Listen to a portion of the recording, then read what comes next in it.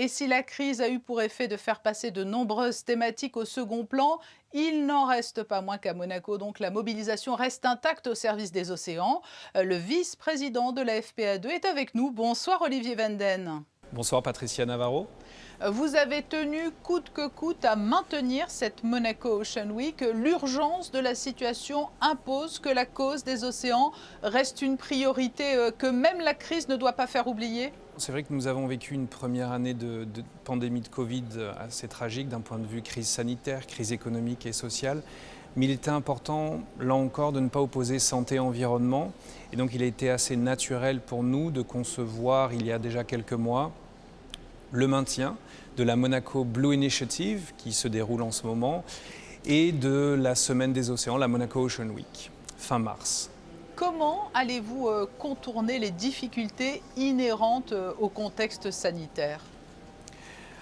Alors là encore, grâce à la pandémie, le développement de la technologie nous permet de prévoir des événements hybrides, si ce n'est totalement virtuels. Donc hybride en accueillant dans le strict respect des mesures sanitaires en vigueur en principauté, dans la très belle salle de conférence du musée océanographique, eh bien, les invités locaux, quelques invités qui nous ont fait l'honneur de nous déplacer depuis Paris pour la Monaco Blue Initiative.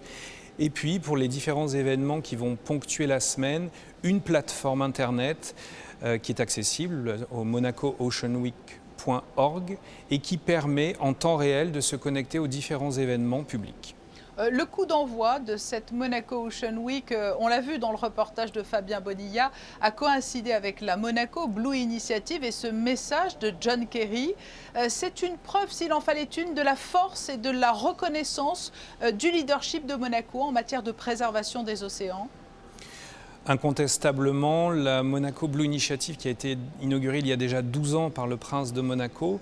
Rappelons que le prince de Monaco était un des précurseurs avec John Kerry à l'époque pour faire que les océans rentrent de plein droit sur la scène internationale et soient totalement inscrits à l'ordre du jour des grands rendez-vous internationaux au même titre que les questions climatiques. Je rebondis d'ailleurs, le discours de ce matin de John Kerry a bien rappelé que climat et océan étaient bien deux aspects d'une même question.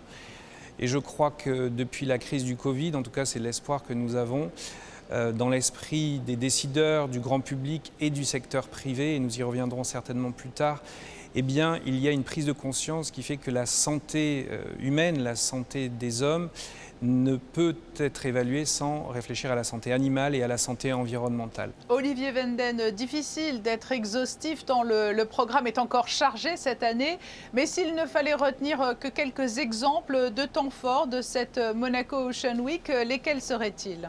Il y aura une grande journée demain sur la sensibilisation, la médiation, sur les questions scientifiques et les questions océanographiques.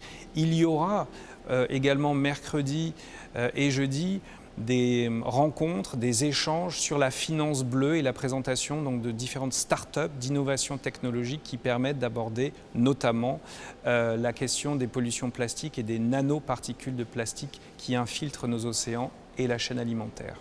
Il y aura également vendredi un temps attendu fortement par la population qui est la rencontre avec Boris Herman, donc de retour du Vendée Globe, qui pourra nous faire donc une présentation alliant exploits sportifs et puis enjeux environnementaux. On sait que les mers et océans souffrent de nombreux maux, mais quelles sont les menaces les plus graves auxquelles ils doivent faire face ?